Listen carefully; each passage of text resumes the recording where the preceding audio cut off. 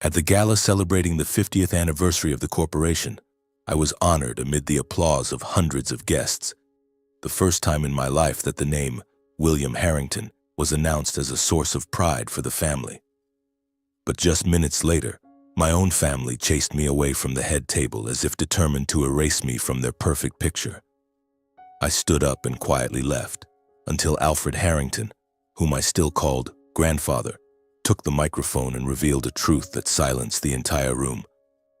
And I, the grandson closest to him, couldn't help but be stunned and shocked when he spoke about my true origins. Hello, my name is William Harrington.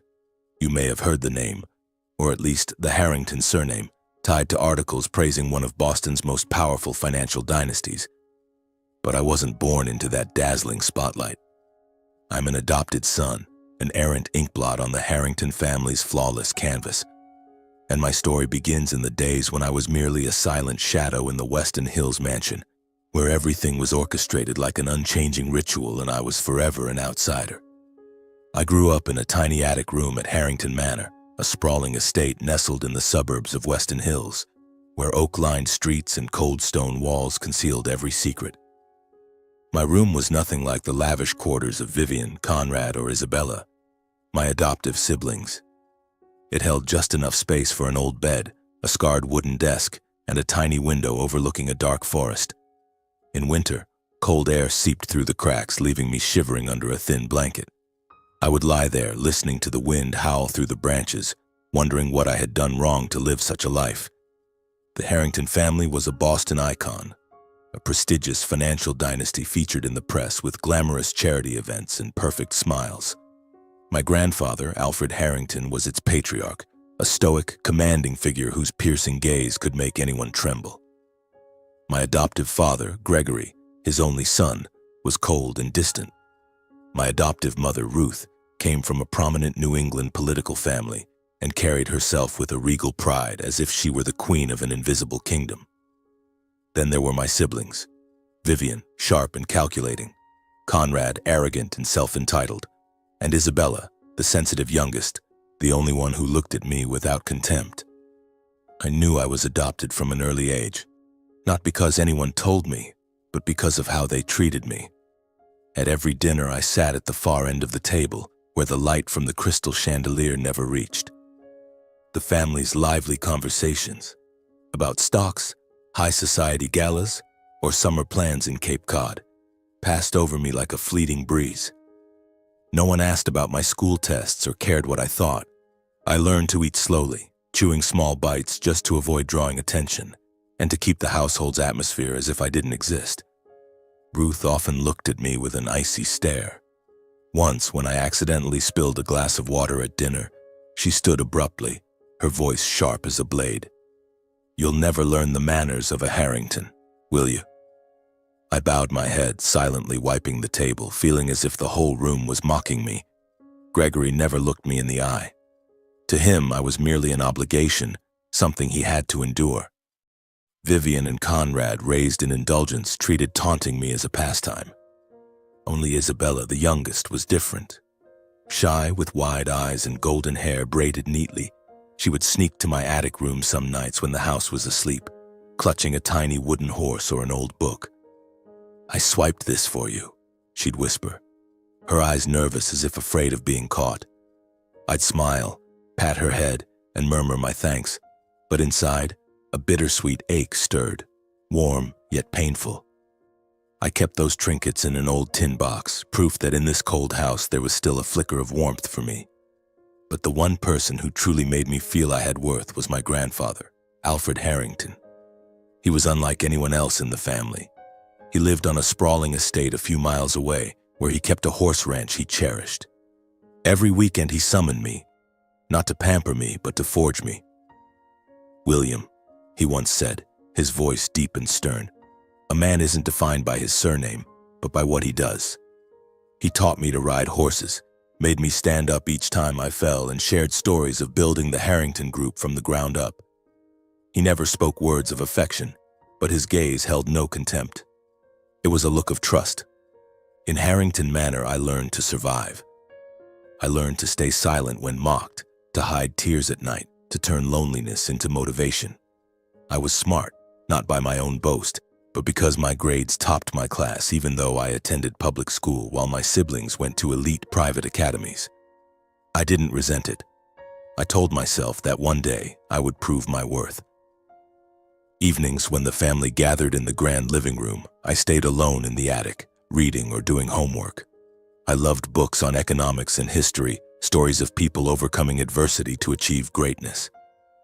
They fueled my dream of one day standing tall before this family, not as an outcast, but as someone they had to respect. Yet in my childhood years, that dream was constantly crushed by reality. Each time I descended the stairs, I'd hear Vivian's giggles or Conrad calling me the bastard when he thought I couldn't hear. My childhood passed in solitude and under disdainful stares.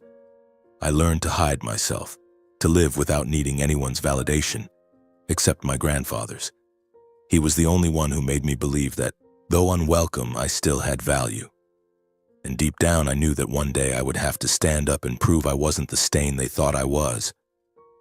This is my story, a tale of a boy cast aside, yet never ceasing to dream of a day when he would change everything. At 18, I received a letter announcing a full scholarship for economics and marketing at a prestigious Boston university. It was a moment when I felt like I'd cracked open a small door, however humble, leading out of the shadows of Harrington Manor. I still remember the day I ran downstairs to the living room, my heart pounding, naively hoping that this time, just this once, the family would see me differently. But when I handed the letter to Ruth, she merely glanced at it, her lips pursed tightly. "Nothing remarkable, just a bit of luck," she said, her voice as cold as a winter wind. Vivian, lounging on the sofa with her legs crossed, smirked. "Oh, probably thanks to the Harrington name. Otherwise, who'd care about someone like you?" Gregory, as usual, skimmed the letter and muttered, "Let's see how long he lasts." Not a single word of congratulations, not a nod of acknowledgement. I stood there, the letter crumpling in my hand, feeling my small spark of joy snuffed out under their heels. A few weeks later, I left Harrington Manor with an old suitcase and a handful of books. The apartment I rented near the university was a cramped room with peeling walls and a creaky bed that groaned with every move. But to me, it was paradise. For the first time in my life, I was free, though the price of freedom was loneliness. I worked part-time at a small coffee shop, spending hours behind the counter pouring lattes and wiping tables to afford textbooks and rent. In those early days, I'd stand before the bathroom mirror telling myself, "You don't need them. You'll make it." But at night, when the streetlights cast their glow through the window, loneliness would creep in, tightening my chest. No one from the family checked in, but I still sent thank you cards every year, for Christmas, Ruth's birthday, or Thanksgiving. Simple, handwritten notes that read, "Thank you for giving me a home." I didn't know if they read them or tossed them into the trash with junk mail, but I kept writing, not to curry favor, but to remind myself not to become as bitter as they were. I didn't want to turn into their version of a person, living for prestige but cold as stone. During my 4 years of college, I threw myself into my studies. Economics and marketing weren't just about numbers or strategies. To me, they were a gateway to understanding the world, to finding a way to stand firm in a place where no one welcomed me. I stayed up late in the library, my eyes burning from reading under fluorescent lights. I took meticulous notes in every lecture, analyzing case studies as if each piece of knowledge was a brick for building my future. The pressure was immense, not just from academics, but from the feeling that I couldn't afford to fail. If I faltered, the family would have reason to mock me, to say they'd been right about me all along. Amid those years, my grandfather was a rare beacon of light. Alfred Harrington, despite his busy schedule running his financial empire, would occasionally appear. He never gave warning, just showed up at my apartment door in his stern black suit holding a few economic journals. He never praised me or offered empty encouragement. Instead, he'd place the journals on my table with a handwritten note. "Understand, don't just memorize." The words were like a riddle, but I gradually grasped their meaning. He wanted me not just to learn theories, but to comprehend how the world worked, how people fought and survived. Each time he left, I'd sit down, poring over the articles, jotting down what I thought he wanted me to see. It was the only way he showed his belief in me, and I clung to it like a drowning man to a life raft. Once I asked him, "Why do you care so much about me?" "I'm just the adopted kid." He looked at me, his gaze sharp as a blade, but his voice was low and deliberate. "William, a man isn't defined by blood, but by what he does with the opportunities he's given." I didn't fully understand then, but I memorized every word, as if they were a map guiding me through the labyrinth of my life. Those 4 years of college were a storm. I faced sleepless nights, grueling exams, and moments of self-doubt. Some days, I stood at my window, watching people pass by on the street, wondering if I truly belonged here. But I didn't give up. I couldn't let the family have another chance to ridicule me. I worked tirelessly, not just for high grades, but to prove I could overcome everything: their contempt, their isolation, and the wounds in my heart. On graduation day, I stood among the sea of black caps and gowns, my heart racing as my name was called. I graduated with honors, among the top of my class. As I stepped onto the stage to receive my diploma, I scanned the audience, foolishly hoping to see someone from the family. But only one person was there: my grandfather. He sat in the back row, leaning on his cane, his eyes fixed on me. When the ceremony ended, he approached and handed me a small box wrapped in red velvet. Inside was a silver pocket watch, its face intricately engraved with the word Harrington. "Keep it," he said, his voice a low command. "And remember, time doesn't wait for the hesitant." I clutched the watch, feeling its weight heavier than anything I'd ever carried. Then he continued, his voice soft but firm. "Come work for the Harrington Group. I need someone like you." The offer wasn't praise, it was a challenge. I knew he wasn't promising an easy path. The Harrington Group was a den of wolves, and I, seen as the adopted kid, would have to fight twice as hard to survive. After graduation, I received job offers from numerous major companies. Sitting in my small rented room, I opened each envelope with a mix of emotions. Names like Goldman Sachs, McKinsey, and other financial giants gleamed on the letterheads, promising a dazzling start. I could have easily chosen one, beginning a new life where no one knew me as the Harrington's adopted kid. But every time I reached for a pen to sign an acceptance letter, my grandfather's image appeared, his piercing gaze, his deep voice resounding. "I need someone like you." A small flame ignited in my chest. It wasn't anger, but determination. I would return, not to beg for recognition, but to prove I was worthy. I would step into the Harrington Group, face the scornful stares, and turn them into respect. On my first day at the Harrington Group, I walked into the towering skyscraper in downtown Boston, my heart pounding.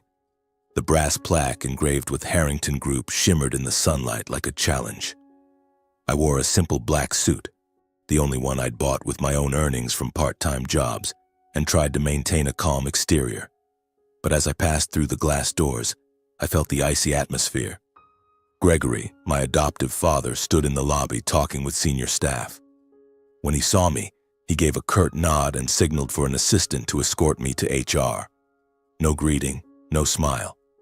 Minutes later, I was informed of my role: a low-level market analyst in the marketing department, a job any fresh graduate could do, no prestigious degree or scholarship required. Before I could process it, Vivian appeared, in a striking red business dress, her smile sharp as a blade. "Oh, William, did you think you'd be sitting at the top floor on day one?" she said, her tone sweet but dripping with sarcasm. Conrad, standing behind her, smirked. "I bet he won't last a month. Just wait." I didn't respond. I nodded, gripped my worn leather briefcase, and followed the assistant to my tiny corner desk at the back of the marketing department. Those first days at the Harrington Group were a brutal test. I was isolated. Colleagues, likely aware of my status as the adopted Harrington, kept their distance. They whispered behind my back as I passed, their eyes wary.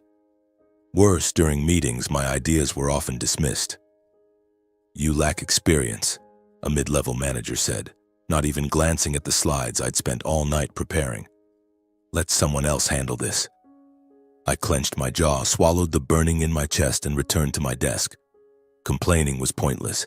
If I wanted to change how they saw me, I had to prove myself through action. I began working like a machine. I arrived at the office in the pre-dawn mist and left when the streetlights glowed brightly. I read every report, studied every market trend, analyzed every number as if they were keys to my future. I refined marketing plans no one asked for, proposed ideas I knew wouldn't bear my name. I did it all in silence, needing no one's recognition, because I believed results would speak for me. But it wasn't easy.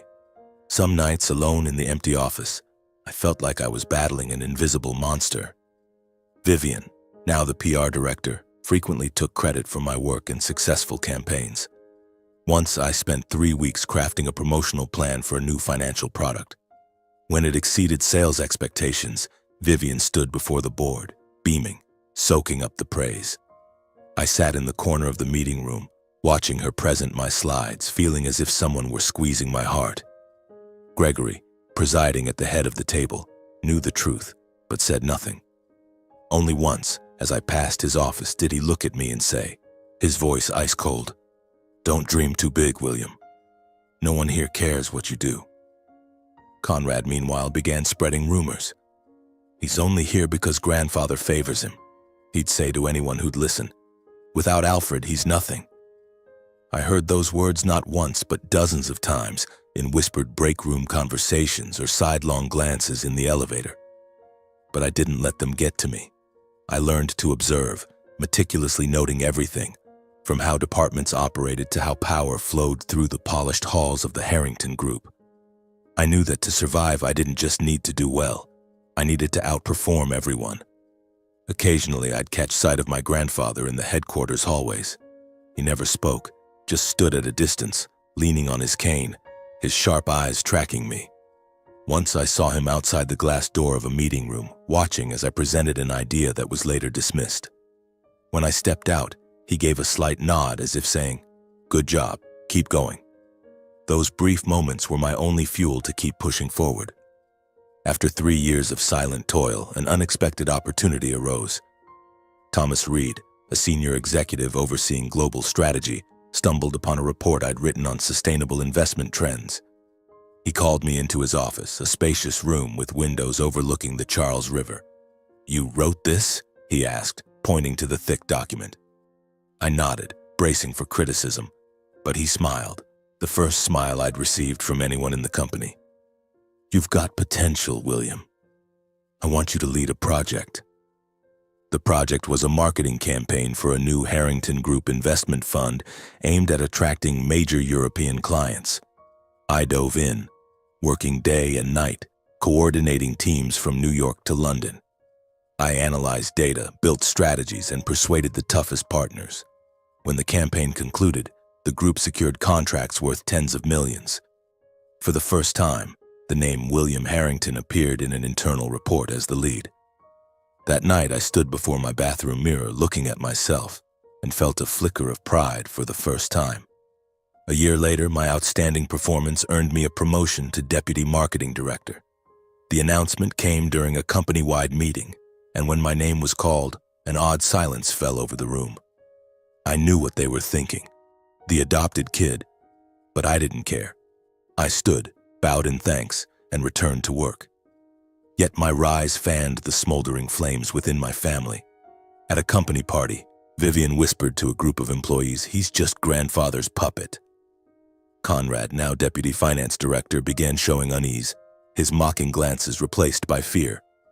Gregory summoned me to his office, his voice icy. "You're climbing fast, William, but don't think you can outshine everyone." I didn't reply. I didn't need words.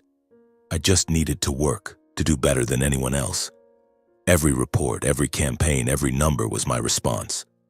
I knew the path wasn't easy, but I'd promised myself I would turn those scornful stares into respect, not by begging, but by winning. At 30, I had become the head of marketing at the Harrington Group, a position I wouldn't have dared dream of years ago. Under my leadership, the marketing department achieved record-breaking revenue, transforming the Harrington Group from a well-known name in Boston's financial circles into a nationally recognized brand. Major publications, from the Boston Globe to the Wall Street Journal, began citing me as a rising young leader, a phrase that filled me with both pride and unease. Pride because I had proven my worth. Unease because I knew this spotlight only deepened my family's resentment. The Harrington Group was approaching its 50th anniversary, a monumental milestone marking half a century of dominance in New England's financial industry. A lavish gala was held at the Beacon Grand Hotel where crystal chandeliers glittered and tailored suits and evening gowns glided past one another like a symphony of power and prestige. I entered the ballroom in a custom-tailored black suit, my first ever, feeling as though I were stepping into an arena. Eyes turned toward me, no longer with the contempt of old, but with curiosity, even admiration. Partners, shareholders, and guests approached to shake my hand, congratulating me on the marketing department's achievements.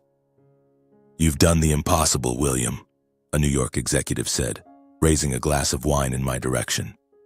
I smiled, nodded, maintaining a calm facade, though I knew each compliment was choking my family with envy. I scanned the room and saw Gregory near the head table, his gaze sharp as a blade. Ruth, in a pearl-colored silk gown, chatted with a group of high society women, but her eyes occasionally darted toward me, wary. Vivian, resplendent in a crimson dress, passed by with a false smile. "You look decent in that suit, William, but it doesn't quite suit the spotlight." Conrad, standing with a group of young shareholders, smirked when he saw me, whispering something that made them chuckle. Only Isabella, lingering quietly in a corner, offered me a small, hesitant smile, one that warmed my heart. The gala began with a speech from Gregory, his voice deep and commanding, recounting the Harrington Group's 50-year journey. He spoke of family spirit and an enduring legacy, but never once mentioned me. I wasn't surprised. I sat at a side table near the exit, listening to the thunderous applause, feeling like the boy relegated to the end of the dinner table at Harrington Manor. But then, something unexpected happened.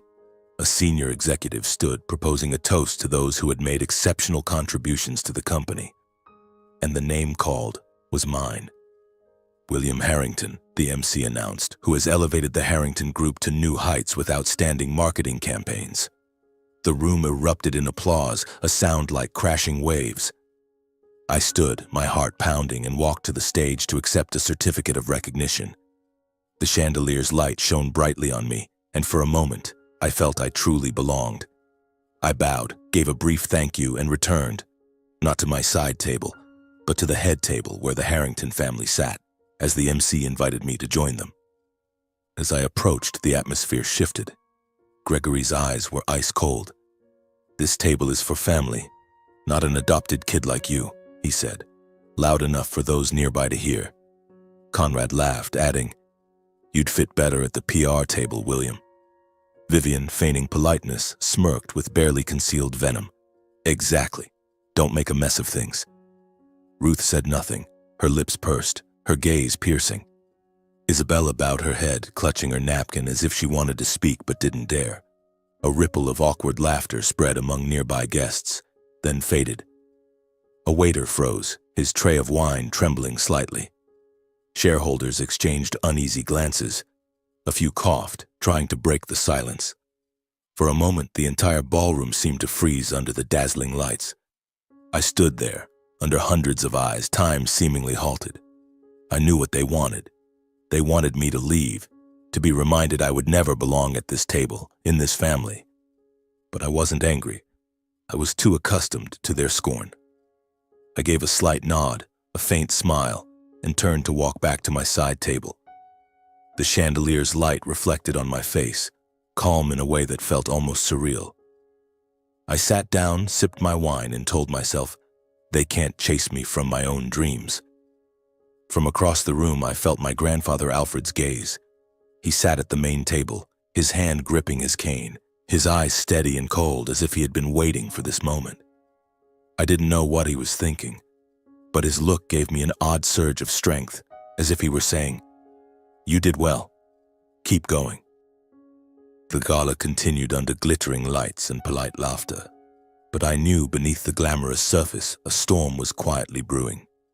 Sitting at the side table, I listened to speeches praising the Harrington Group, but my mind kept returning to the moment Gregory banished me from the head table. His words weren't just a rejection, they were a declaration of war, a reminder that I would always be an outsider in their eyes. But I didn't let it faze me. I had learned to turn scorn into motivation, and I knew that no matter what they did, I would never give up. As the room quieted, I saw my grandfather, Alfred Harrington, slowly rise from the main table. The crowd's murmurs faded, all eyes turning to him. Leaning on his cane, his presence remained commanding despite his age, his sharp gaze sweeping the room as if reading every thought. He signaled the MC to pause, then stepped onto the stage. The ballroom fell silent, save for the soft tap of his wooden cane on the floor. My heart beat faster, not from fear, but from a premonition that something monumental was about to unfold. He began speaking, his voice deep and deliberate, each word carefully chosen. The Harrington Group has journeyed through 50 years, from a small Boston office to a financial empire known worldwide. But today, I'm not here to talk about the past. He paused, his gaze sweeping over the head table where Gregory, Ruth, Vivian, and Conrad sat. I saw Ruth clutch her wine glass tightly, Vivian force a strained smile, and Gregory stare at him, his expression tense. Then his voice rang out like thunder in the hushed room. I am in the final stage of cancer. My time is now measured in months. The room seemed to stop breathing. Ruth covered her mouth, but I saw a glint in her eyes. Not just grief, but a flicker of anticipation, as if she were already thinking of the inheritance to be divided. Vivian sat up straighter, trying to maintain composure, her hands trembling slightly. Conrad and Gregory exchanged glances, their eyes a mix of shock and hope. The air grew heavy, as if everyone were waiting for something even bigger. I sat still, feeling as if my heart were being squeezed. My grandfather, the only man who believed in me, the one who gave me a reason to keep going, was slipping away. I wanted to stand, to run to him, but I couldn't. I just sat there, gripping my wine glass, trying to suppress the emotions surging within. Alfred continued, his voice unwavering. I have finalized all arrangements for the transfer of shares and leadership of the Harrington Group. Everything has been decided. The family exhaled, as if they already knew what was coming. Gregory sat taller, his eyes gleaming, certain he would be named successor. Vivian smiled faintly, and Conrad whispered to a shareholder beside him, as if preparing for his own rise to power. But then my grandfather looked out at the room, his gaze locking onto me. The sole successor of the Harrington Group, he said, his voice clear and resolute, is William Harrington. The room erupted in stunned silence. Whispers broke out, then died down. Gregory froze, his face paling as if slapped. Ruth gripped her chair's armrest, her lips trembling. Vivian and Conrad exchanged looks of panic and fury. I sat there, feeling time stop. William Harrington? Me? I couldn't believe my ears. I looked at my grandfather, searching for an explanation, but he stood calmly, as if he'd just stated an obvious truth. The ballroom buzzed with murmurs. Shareholders exchanged glances, some nodding, others shaking their heads. A group of senior staff whispered among themselves, their eyes assessing me. I felt hundreds of gazes on me, but I couldn't move. I sat there, still clutching my wine glass, trying to comprehend what had just happened.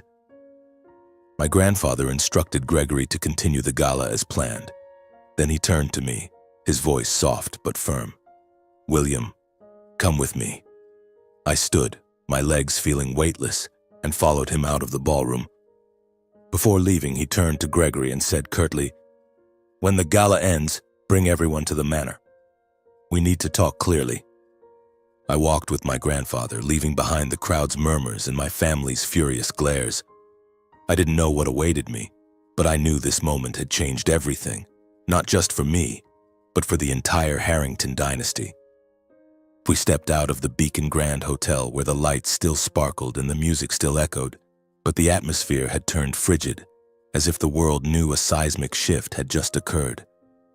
My grandfather said nothing, only gesturing for his private driver to take us to his estate on the outskirts of Boston. I sat beside him in the Rolls-Royce, the silence suffocating. His gaze was fixed out the window, distant, as if lost in thoughts I couldn't reach. I wanted to ask, why me? Why make this decision in front of the entire family? But the words caught in my throat. I only clutched the silver pocket watch in my jacket, feeling its steady ticks, as if it were the only thing keeping me grounded. "Grandfather," I finally said, my voice hoarse. "Why me?" "I don't understand." He turned to me, his eyes still sharp but now tinged with weariness. "You will," he said, his voice a low promise. "But not now. When the family is gathered, I'll tell the whole truth." I wanted to press further, but he raised a hand, signaling silence. I sat back, letting the burning questions smolder in my chest. We arrived at his estate, a sprawling property with endless fields and the horse ranch he cherished. I followed him into his study, a dim room lined with oak bookshelves and the faint scent of aged leather. He opened a safe, retrieved an envelope, and turned to me. "Keep this," he said, handing it to me. "But don't open it. Hold on to it until I ask." I nodded, feeling as if I were holding a ticking time bomb. He said nothing more, only told me to brace myself for the family meeting at Harrington Manor. When we reached the Weston Hills mansion, the family was already assembled in the grand living room after the gala. The air was thick, as if a dark cloud hung overhead. Gregory stood near the fireplace, hands in his pockets, his gaze sharp enough to burn. Ruth sat in an armchair, hands clasped tightly, her face pale but still regal. Vivian stood by the window, lips pursed, her eyes blazing with resentment. Conrad, lounging on the sofa with legs crossed, smirked as I entered, but his smile couldn't hide his unease. Only Isabella, sitting quietly in a corner, looked at me with a mix of worry and empathy. My grandfather took his seat in the large armchair, his cane resting beside him, his eyes scanning each person in the room. No one dared speak first. Finally, Gregory broke the silence, his voice trembling with anger. "Dad, what is this?" "William, that boy? Are you joking with the family legacy?" Ruth chimed in, her tone icy. "He's not our blood. You can't do this." Vivian stepped forward, hands on hips. "I won't accept this. He's just an opportunist exploiting the Harrington name." Conrad, unable to restrain himself, stood abruptly. "Grandfather, if you choose him, the company will collapse. He knows nothing about running it." I stood silently, feeling as if I were on trial. But I said nothing. I had learned to stay quiet in the face of accusations and scornful stares. My grandfather raised a hand, silencing the room. Then, slowly, he placed the envelope, the one I'd just held, on the table. "Open it, William," he said. I stepped forward, my hands trembling slightly, and opened the envelope. Inside was a birth certificate. My name, William Harrington, was written clearly, but what silenced the room was the line under father, Alfred Harrington. I looked up at him, feeling as if the world were crumbling. The room was still, save for Ruth's heavy breathing. Gregory lunged forward, snatching the paper, his eyes wild as he read it again and again. "Impossible," he muttered. Vivian and Conrad stood frozen, their faces ashen. Isabella covered her mouth, her eyes wide, unable to believe what was unfolding. My grandfather began to speak, his voice calm but heavy as stone. "I made a mistake in the past. An affair with my personal secretary, years ago. She became pregnant with William. A year after his birth, she demanded a large sum to stay silent. I gave her $2 million and she left, abandoning William. I brought him here, asking Gregory and Ruth to raise him as their own. But I know you never did." The family turned to stone. Ruth burst into tears, but they weren't tears of sorrow. They were of shame and anger. Gregory gripped the paper, as if wanting to tear it apart. Vivian stepped back, shaking her head. "No, it can't be." Conrad stood motionless, his eyes vacant, as if his world had collapsed. Isabella looked at me, tears welling, but she said nothing. I sat down, feeling as if my heart were torn into 100 pieces. All those years of loneliness, scornful glances, and mockery now had an explanation. But it didn't bring relief. It only left me hollow, as if everything I'd believed was a lie. My grandfather, the man I called grandfather, was my father. The only one who believed in me, yet also the one who let me grow up in rejection. He continued, his voice steady. William is my son, the rightful heir to the Harrington family. All arrangements are finalized. No one can change that. Gregory stepped forward, his eyes wavering between shock and rage. Dad, he said, his voice trembling. How could you hide this from us? How could you let that boy? He trailed off, unable to find words. Ruth stood abruptly, her hands shaking, her voice sharp as a blade. Alfred, you've destroyed this family.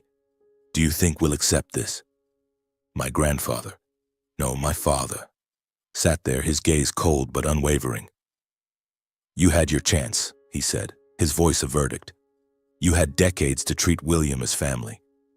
But you chose prestige, appearances, and pushed him to the margins. Now you face the consequences. He stood leaning on his cane, his presence still commanding despite his weakening body. This discussion is over. You'll know the rest soon. The room fell silent. I sat there, a cold void spreading through my chest, as if my heart had been drained of life.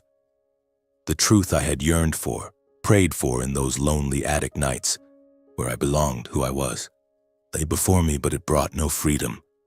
It was heavy, like a stone on my shoulders, leaving me numb, unable to cry or rage. I had dreamed of the day I'd learn the truth, but I never imagined it would feel like a cold, sharp blade, cutting through every belief I'd clung to. In the days that followed, Harrington Manor was shrouded in a somber atmosphere. I returned to my small Beacon Hill apartment, but my mind couldn't find peace. The birth certificate, now carefully stored in a wooden box under my bed, was a constant reminder that I was no longer William, the adopted son, but William, son of Alfred Harrington. Yet that title brought no joy, only an emptiness and unanswered questions. Why didn't he tell me sooner? Why did he let me grow up in isolation? And why even now, with the truth revealed, did I still feel like I didn't belong? Just days after the gala, I received word that my grandfather, no, my father, had been hospitalized. The cancer had spread, and his time was now measured in weeks. The family began visiting the hospital, but I knew it wasn't out of affection. They came out of concern for the will, for what he would leave behind. I went too, not to vie for anything, but because I wanted to see him one last time, to understand why he had done all this. In the sterile white hospital room, he lay frail, thinner than I'd ever seen, yet his eyes retained their sharp intensity. He motioned for me to sit, and when it was just the two of us, he took my hand, his cold and weak.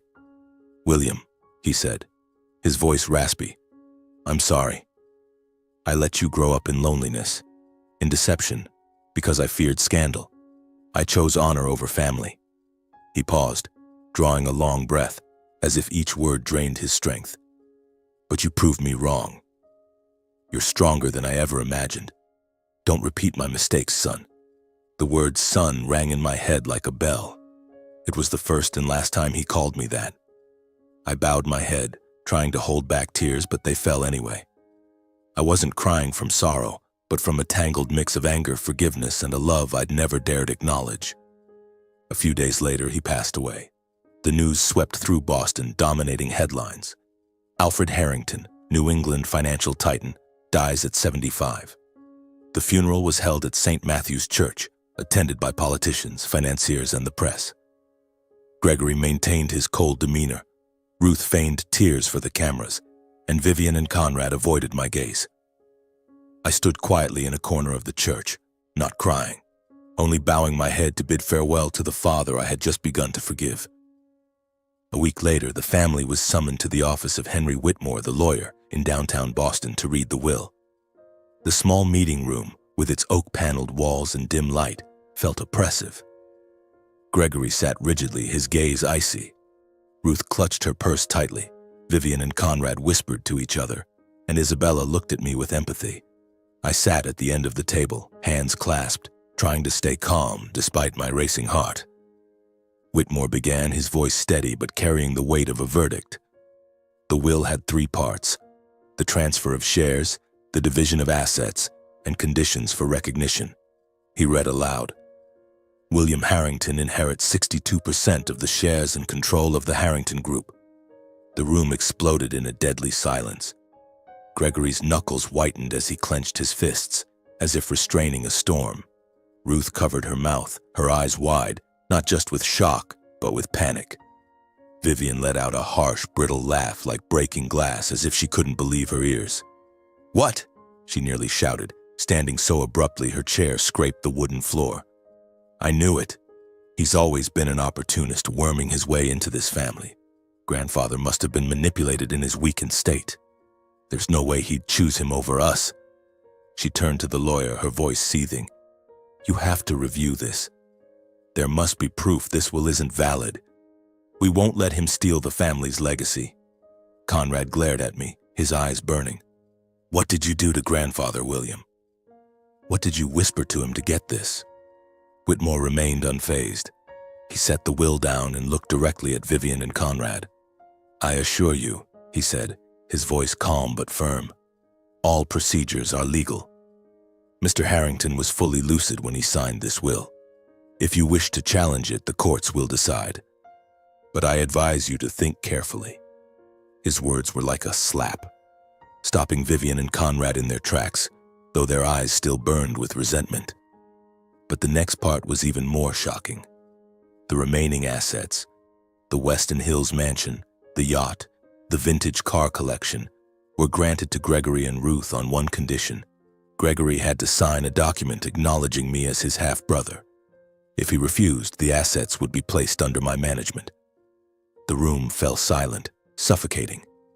Gregory stared at the lawyer, then at me, his gaze searing. "I won't sign," he said, his voice trembling with rage.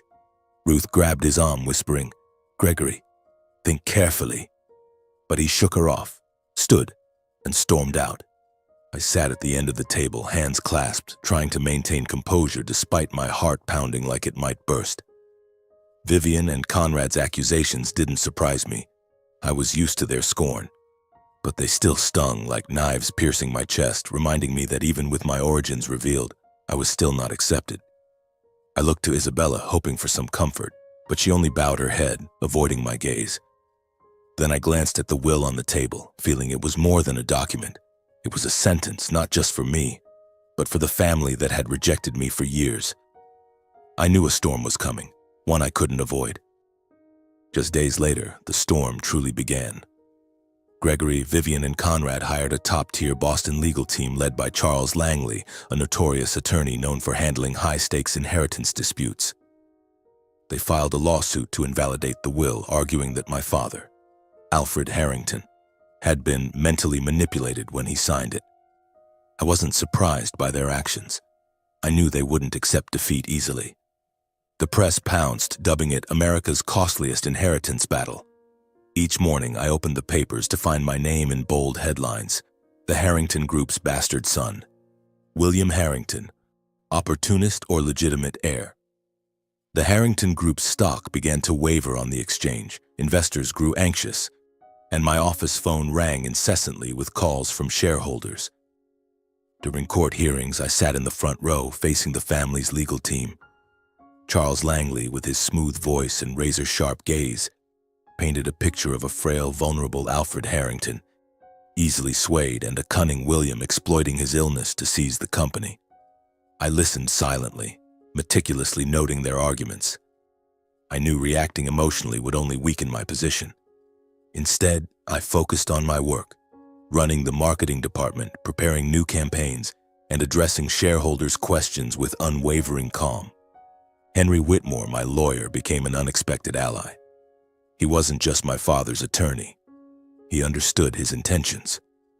In one hearing, he presented a video recorded months before my father's death. In it, my father sat in his study, his voice weak but clear. "William is my only choice.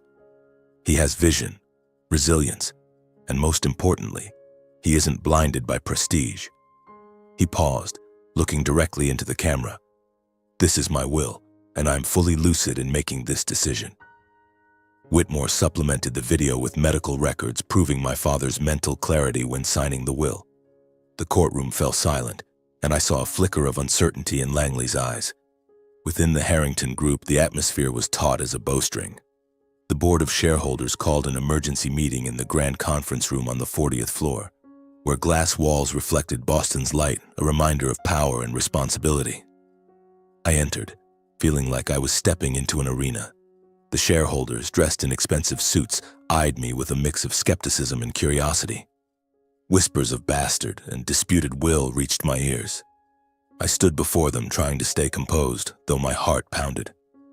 Thomas Reed, the strategic director who had once believed in me, spoke first. "We're in the middle of a storm," he said, his voice low but firm. "But look at the numbers. Revenue up 18% last year. Williams' marketing campaigns brought in tens of millions. We can't deny his talent." Some shareholders nodded, but others remained silent, their gazes guarded. Margaret Klein, an elderly shareholder, stood, her voice sharp. "No one denies his talent, but can he lead an entire corporation? He wasn't raised as a true Harrington." Her words cut like a knife, but I didn't respond. I presented my case: numbers, strategies, achievements.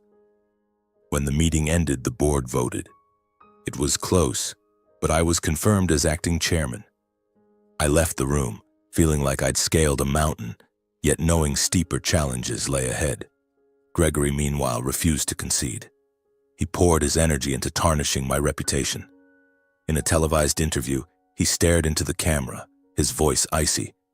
"William is a schemer, a selfish opportunist who exploited my father to seize the company. He's not a Harrington. He's a bastard." His words spread across Boston, amplified by tabloids into sensational stories. One day, entering the office, I saw an employee accidentally drop a newspaper with a bold headline, "Harrington Heir Usurper." I picked it up, glanced at it, then set it down without a word.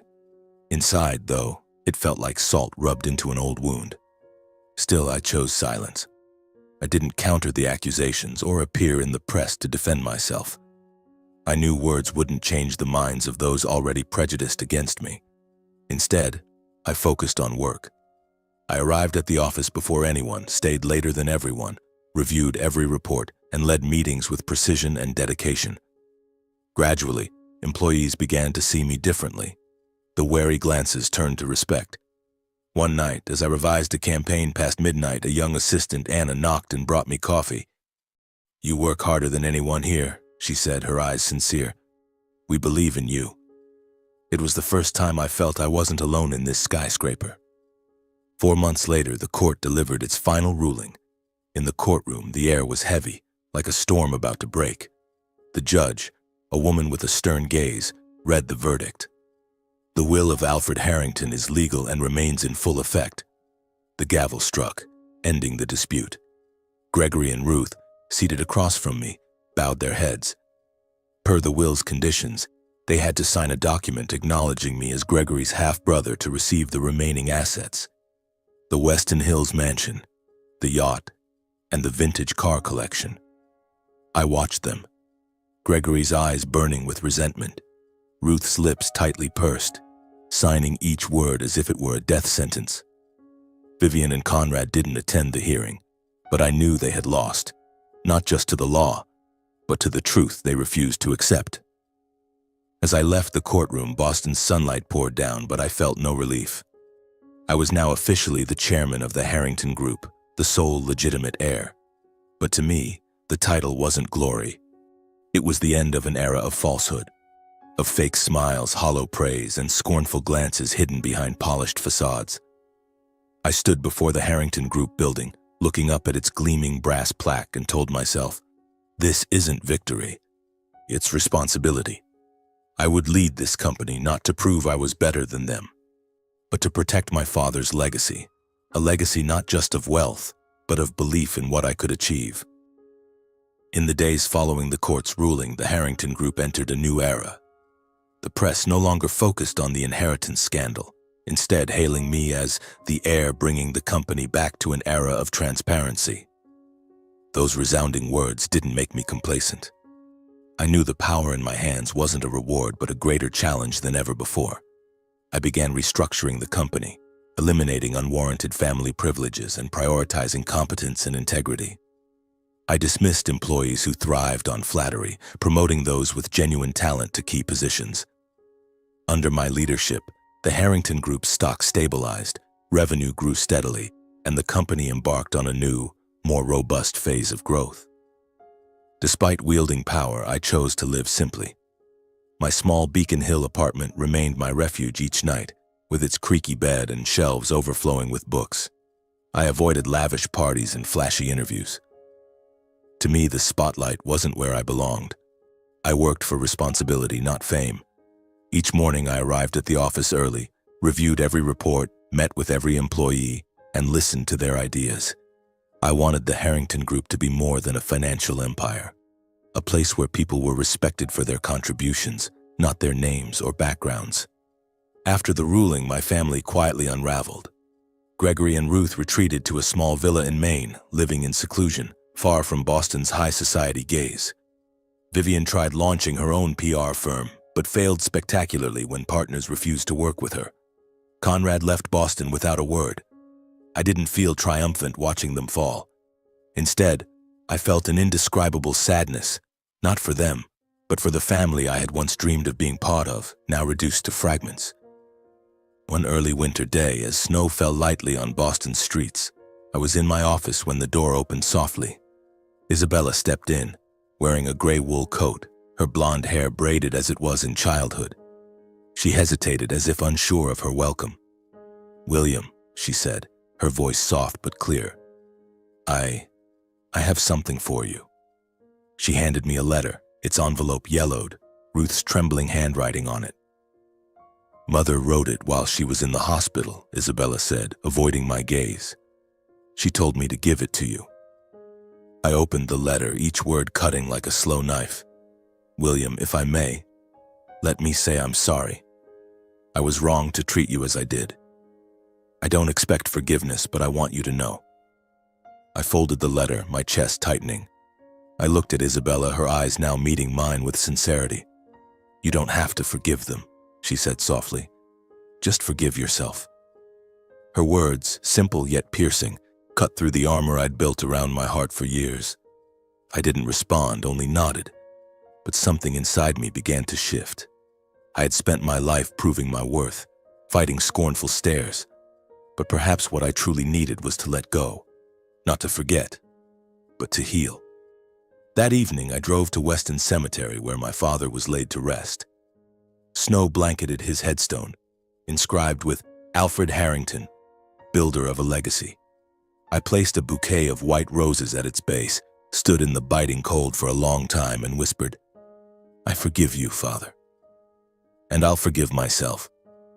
There were no tears, only a strange peace, as if I had shed a burden carried for 30 years.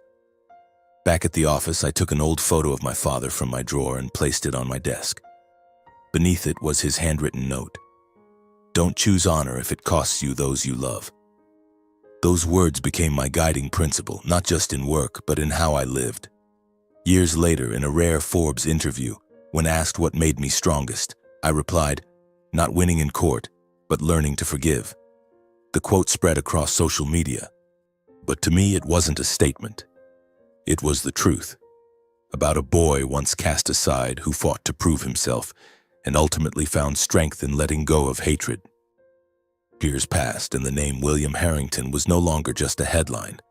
It became a symbol of a family's rebirth, once mired in prestige and division. As I took the helm, the Harrington Group ceased to be the cold financial machine of its past. I steered it towards sustainable investment funds, focusing on education, healthcare, and community development. I wanted the Harrington Group to be more than a money-making brand, a force for positive change, a legacy my father, Alfred Harrington, would be proud of. Every decision I made, from funding schools in underserved areas to investing in renewable energy, was guided by one question: does this make the world better? That's how I redefined the Harrington family's values. One of my proudest achievements was establishing the Alfred Foundation. The foundation was created to support orphans and disadvantaged students, offering scholarships, building schools, and providing opportunities for young people abandoned by fate, as I once was. I named it after my father, not to honor him as a financial icon, but to remember the man who taught me harsh discipline and, ultimately, that forgiveness is the greatest strength. At the foundation's headquarters, I had a plaque inscribed with my own words. Strength lies not in blood, but in how we treat others when given the choice. Each time I passed that plaque, I felt my father standing there, his gaze stern yet warm, as if saying, "You've done well." I led the Harrington Group with an unwavering principle. Respect is the foundation of lasting success. I once overheard employees noting that I was always the first to arrive and the last to leave, that I never raised my voice, not to an intern or a senior manager. They didn't know I was there, and perhaps I didn't need them to. I recall a rainy afternoon when the office was nearly empty, and a young employee, Michael, knocked on my door, hesitantly pitching a community campaign idea. Nervous of rejection, he faltered, but I listened, nodded, and said, "Go for it, Michael. I trust you." When the campaign succeeded, he thanked me, his eyes bright. No one's ever given me a chance like that. Those small moments were why I kept working, kept building a Harrington Group where everyone felt valued. As for my family, I had little contact with Gregory, Ruth, Vivian, or Conrad after the ruling. They chose their paths, and I respected that. When asked about them, I'd smile and say, "I didn't lose a family. I just learned to redefine it." To me, family was no longer those who bore the Harrington name, but those I chose to share my journey with. Dedicated employees, students supported by the foundation, and above all, Isabella. She occasionally visited, joining the Alfred Foundation's charitable projects. We rarely spoke of the past, of the cold days at Harrington Manor. Instead, we built something better: fundraisers for impoverished children, free classes for struggling students. Seeing Isabella smile with kids at a charity event felt like salvaging a piece of the old family, not through blood, but through compassion and understanding. My life, though busy, remained simple. I stayed in my modest Beacon Hill apartment, reading books at night and drinking black coffee each morning. I didn't need lavish mansions or glamorous parties. Happiness for me was seeing a student receive a scholarship from the Alfred Foundation, or an employee smile because their idea was heard. But deep down, I knew I still carried the scars of my past, the lonely attic nights, the scornful glances, the mocking words. They didn't vanish, but I learned to live with them, turning them into fuel to become a better version of myself. The lessons from those days of rejection, scornful stares, and lonely nights became my guiding compass. I understood that blood doesn't define a person's worth. Character and choices do. I once dreamed of being accepted by the Harrington family, but now I knew my value lay not in their name, but in how I rose after being pushed down, in choosing to do right even when no one was watching. Forgiveness, I realized, isn't weakness. It's the only strength that freed me from the shadows of my past. The taunts, the silent dinners at the end of the table, the painful truth of my origins. Forgiving Gregory, Ruth, Vivian, and Conrad didn't erase the scars, but allowed me to live unconfined by them. Above all, I learned that true family isn't where you're born. It's where you find respect and love. For me, family is now the employees working beside me, the students lifted by the Alfred Foundation, and Isabella, who chose to stand with me, not for blood, but for trust and shared purpose.